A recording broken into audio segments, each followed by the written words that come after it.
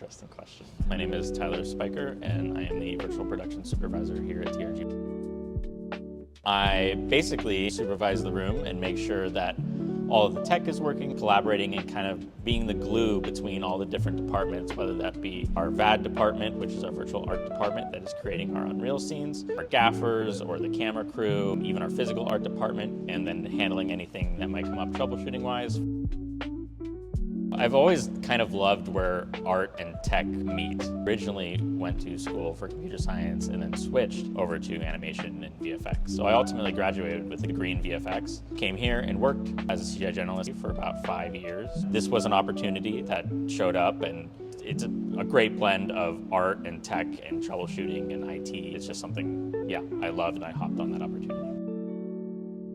Unreal is basically what I guess you could say it's all CGI as well. It's a little bit different in that it's a game engine compared to what we would typically call an offline renderer, where you send a frame out and it renders for a long period of time. You're doing stuff in real time. So there's some different things to watch out for with that, but it's still CGI.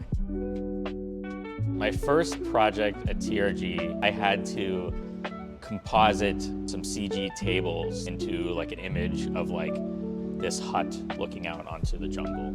I had way too much fun with it. Unreal specifically, like a lot of that general knowledge transfers over. In terms of the actual wall itself and all that technology, kind of stepping way more into the world of a little bit of networking, IT, and then also working with like gaffers and DPs to kind of learn more about real cinema cameras and that kind of stuff, and not just virtually.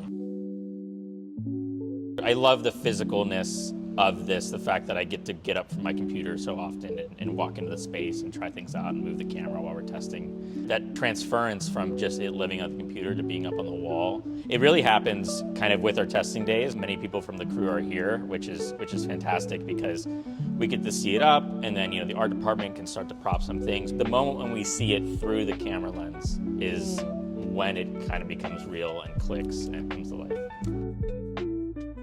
I think even like working in a restaurant, as silly as it sounds, like the fast-paced, adaptive nature of that environment totally translates to being on a set. A lot of people kept like warning me about what's going to be this, crazy fast-paced nature of being on a set, and I kind of fell into that a little bit naturally because of even just like working in a restaurant.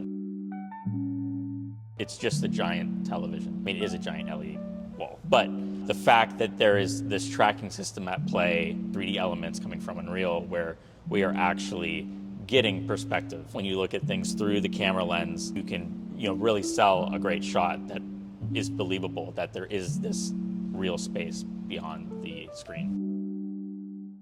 More narrative-based projects, there's a lot of exciting things that I think we can do, especially in this area for filmmakers and doing more narrative stuff, where we come in and we get to create some more fantastical Unreal environments, something just kind of outside of our wheelhouse a little bit.